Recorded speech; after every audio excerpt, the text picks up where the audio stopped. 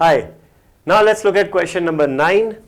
यहां पर है हमारे पास if the third and the ninth terms of an AP are 4 and -8 respectively which term of this AP is 0। ठीक है, third और नाइन्थ टर्म जो है ना वो 4 और -8 हैं एक एपी के।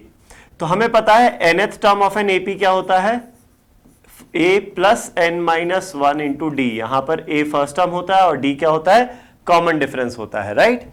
चलो, तो अगर हमें दिया हुआ है थर्ड टर्म जो कि है 4 और नाइन्थ टर्म जो कि है -8 और हमें निकालना है कि कौन सा टर्म 0 होगा। चलो पहले यहां से शुरू करते हैं। a3 थर्ड टर्म कितना दिया हुआ है, 4 दिया हुआ है। अब हमें पता है थर्ड टर्म कैसे कैलकुलेट कर सकते हैं हम, उस फॉर्मूले से थर्ड टर्म क्या हो जाएगा, a प्लस 3 माइनस 1 यानी कि 2 इंटू डी। तो ये हो गई हमारी पहली equation. 4 is equal to a plus 2d, ये पहली इक्वेशन हो जाती है। वही हमें नाइन्थ टर्म भी दिया हुआ है। नाइन्थ टर्म के बारे में क्या बोला है, नाइन्थ टर्म है -8 जो कि क्या होना चाहिए, a प्लस 9 माइनस 1 यानी कि 8 इंटू डी। ये हो जाती है आपकी सेकेंड इक्वेशन। तो हमारे पास अब यहां पर दो इक्वेशंस हैं और दो वेरिएबल्स हैं, a d करके दो वेरिएबल्स हैं और ये दो इक्वेशंस हैं। अब सिंपली इन दोनों को हमें सॉल्व करना है। कैसे सॉल्व करेंगे, सिंपल है, दोनों को सब्ट्रैक्ट कर देते हैं। सेकेंड इक्वेशन में से फर्स्ट इक्वेशन सब्ट्रैक्ट कर देते हैं, ठीक है।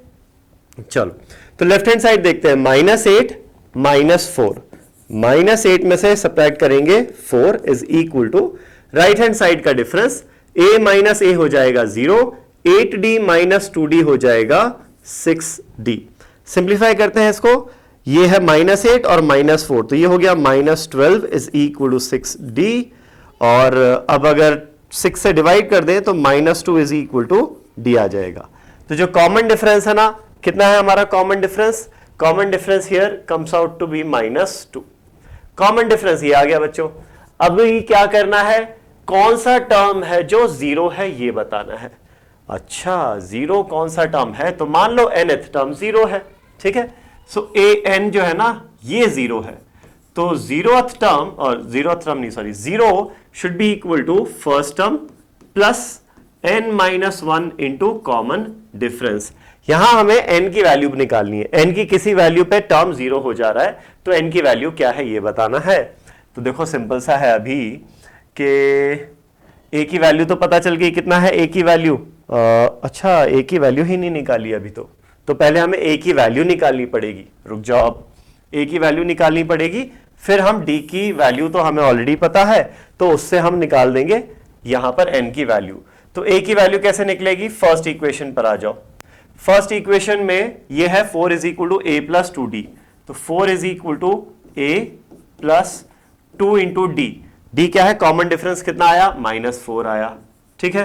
तो ये हो जाएगा a 2 into -2 is -4 is equal to 4। तो यहां से -4 लेफ्ट में जाएगा, प्लस हो जाएगा, तो 4 प्लस 4 हो जाएगा 8। तो फर्स्ट टर्म कितना आ गया, 8 आ गया।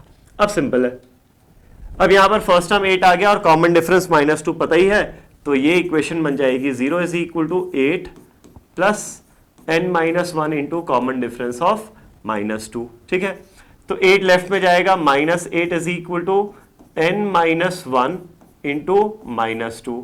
तो ये नेगेटिव साइन कैंसिल आउट होगा पहली फुर्सत में, फिर 2 से डिवाइड करेंगे तो 8/2 हो जाएगा, 4 is equal to n minus 1, ठीक है। -1 लेफ्ट में आएगा, +1 बनेगा, 4 + 1 हो जाएगा 5 which is equal to n। तो कौन सा टर्म है जो 0 हो रहा है, फिफ्थ टर्म है जो 0 हो रहा है। Which term of this AP is 0, fifth term of this AP is 0। तो यहां पर आंसर हमारा हो जाएगा 5, ठीक है। Thank you.